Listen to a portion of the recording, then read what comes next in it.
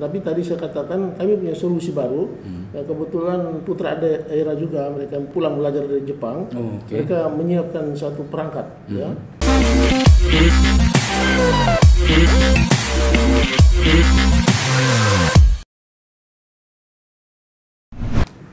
Ya, saya Golagong, Duta Baca Indonesia 2021-2025 sedang berada di rumah kediaman Pak Franciscus Roberto Diogo atau Robi Idom, Bupati Kabupaten Sika.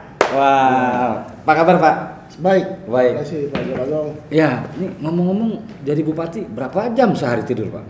Waduh, jadi bupati itu normalnya sih 4 jam. Tapi sering juga 2 sampai 3 jam. 2 sampai 3 jam padahal apa seharusnya 8-7 jam lah ya. Iya. Wah, jadi itu apa Pak, diisi selalu harus keluar ya Pak sidap? Ya, harus selalu siap ya Pak. Karena tuntutan dan kebutuhan masyarakat akan pelayanan secara langsung oleh bupati yang mereka pilih. Itu yang tidak bisa kita hindari dan kita harus setia melayani. Ya. Memang apa yang harus diperbaiki oleh Bapak Kabupaten Sika ini? Ya, Kabupaten Sika ya sejak saya memimpin sesuai dengan kesepakatan ya pada saat kampanye itu kita tidak boleh lupa. Oh iya. Janji itu Pak. Janji politik ya. Yaitu pemenuhan hak-hak dasar mereka. Ya, terutama hak akan pendidikan dan kesehatan. Oh, itu harus dua hal memberikan penting. Pelayanan yang prima. Ya. Oke, Bapak berapa tahun sekarang? Sekarang 3 tahun. 3 tahun setengah. Ya. Bagaimana Pak? Sudah berapa persen dari janji politik tadi? Ya, kalau janji untuk pemenuhan hak dasar sudah 100%. Saya dengar beasiswa Pak, soal beasiswa benar. Nah ini yang menarik sahabat Golagong, soal beasiswa. Bagaimana Pak? Kemana saja beasiswa itu Pak? Kita memberikan beasiswa ya terutama kepada mahasiswa yang berasal dari keluarga tidak mampu. Oh, syaratnya itu ya? Ya, syarat itu dan prestasi. Oh, prestasi. Ya, jadi bebas untuk semua mahasiswa. Sampai dengan hari ini sudah lebih dari 8.000 mahasiswa Kabupaten Sika. Kuliah di sini apa dikirim ke luar? Di sini maupun di luar daerah. Oh, jadi disebar ya Pak? Disebar, tergantung minat mereka. Minat. Lalu ada janji kontrak nggak agar mereka kembali ke sini? Kita tidak perlu janji kontrak, tetapi ini adalah tanggung jawab kita, ya anak-anak bangsa. Walaupun mereka asal Kabupaten Sika, mereka bisa mengabdi di seluruh wilayah. Oh, ini menarik nih. Jadi dibebaskan. Jadi bukan ikatan dinas ya? Iya. Oke. Nah lalu bagaimana soal literasi Pak? Misalnya penulis lokal yang menulis buku, ada nggak perlakuan khusus? Ya, jadi ada perlakuan khusus ya. Jadi misalnya? Bagi penulis lokal yang mereka punya keyakinan ya, mereka biasanya mengajukan proposal atau bertemu ya bupati ya untuk menulis sesuatu ya tentang daerah ini atau sifatnya edukasi ya budaya. Ya itu biasanya kita layani, kita alokasikan. Oh, ya. Jadi untuk biaya cetak Kabupaten Sika membantu Pak? Iya. Wah ini menarik nih buat penulis lokal. Apapun yang ditulis Kabupaten Sika siap membantu. Kemudian bagaimana dengan Dinas Perpustakaan dan Kearsipan di Sika ini? Dinas Perpustakaan dan Kearsipan Kabupaten Sika sekarang dipimpin oleh kepala dinas yang baru. Saya lihat cukup bersemangat. Cukup bersemangat ya?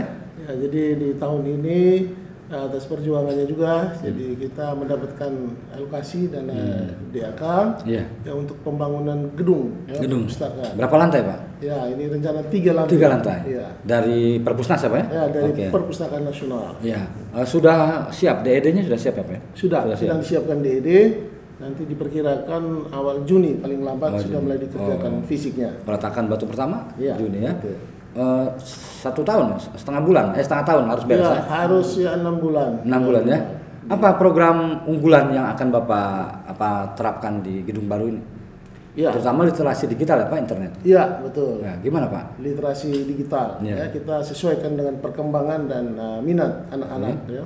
Jadi strateginya gedung ya perpustakaan yang akan kita bangun di Kabupaten Sika, saya memilih di tempat yang strategis. Maksudnya? Ya di jalan utama, Jalan Keltari. Ya di situ biasanya tempat lalu lintas dan berkumpulnya ya anak-anak muda di pusat kota. Jadi agar mudah diakses. Mudah diakses dan tempatnya itu ya kelihatan ya sedikit menarik. Gimana arsitekturnya? Ya didesain ya oleh arsitek ya lokal ya kita padukan sesuai dengan ketentuan nasional juga dan juga ada tapi ada karakter kearifan lokal ya kearifan lokal dalam bentuk apa misalnya Ya mungkin beberapa desain ya kita di beberapa pojok ya, mencerminkan Sika ya. Kembali ke soal literasi digital. Di sini bagus Pak soal Cyber City ini. Ya, jadi kita lagi berupaya untuk Kabupaten Sika. Kalau di wilayah perkotaan, saya pikir Cyber City atau jaringan itu terutama infrastrukturnya itu sudah cukup baik. Cukup baik ya? Ya, kalau untuk keseluruhan di wilayah Kabupaten Sika, itu kami tinggal membutuhkan paling tidak ada 59 BTS dan itu sudah kita ajukan ke Kementerian Kominfo kepada Bakti dan mereka sudah mulai mengerjakan. 59 BTS, wah itu sih udah menjadi Cyber City itu ya Pak ya? Dengan luas berapa ribu kilometer persegi Pak?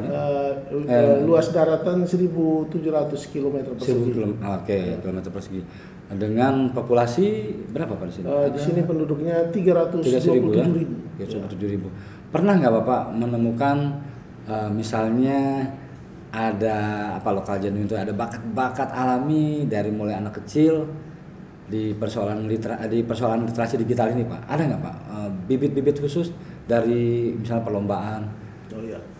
Jadi memang kita di masa pandemi jarang juga melaksanakan kegiatan karena semua fokus. Tapi sebelumnya itu ada kegiatan-kegiatan ya untuk merangsang minat anak-anak, orang dewasa juga dalam menulis ya untuk literasi kita.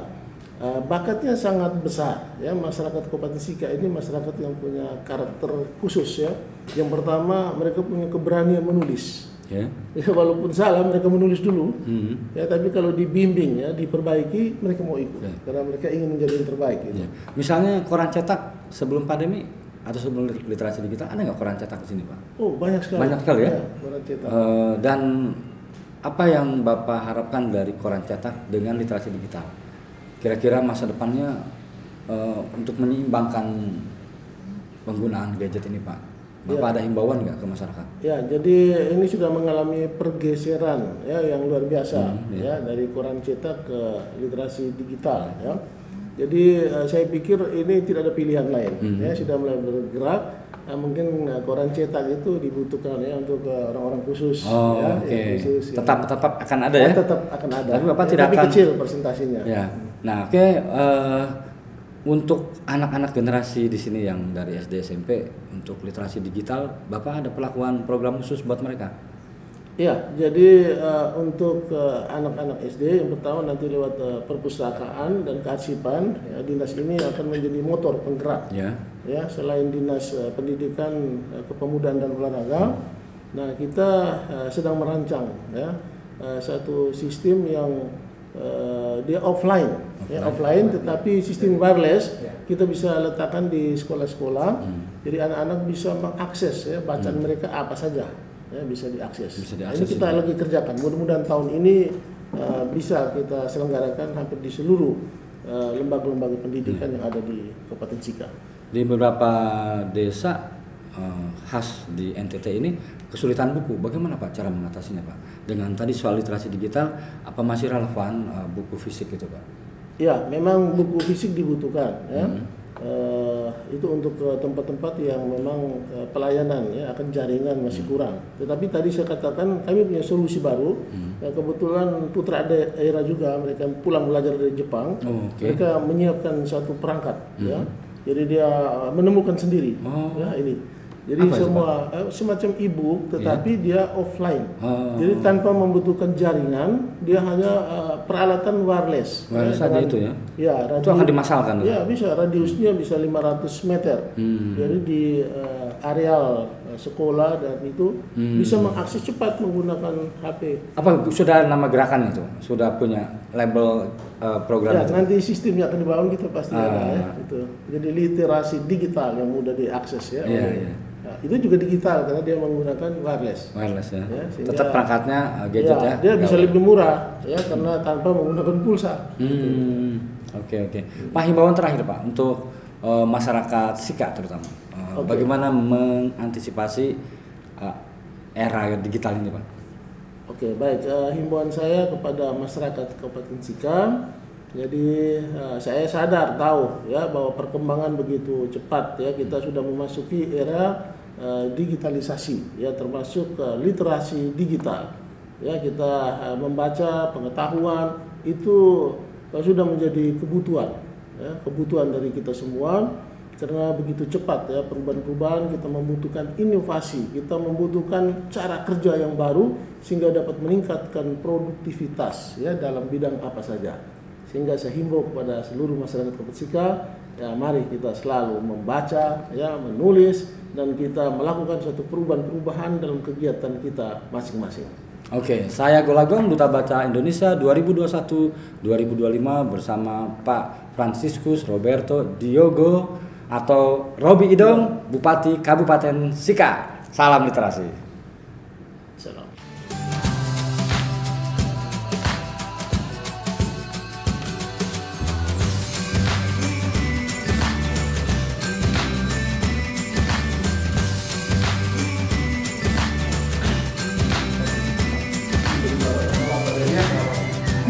Saya Golagong, Duta Baca Indonesia bersama Franciscus Diogo Roberto Diogo ya. Oke, saya Golagong, Duta Baca Indonesia bersama bersama Francisco Roberto. Oh, ya.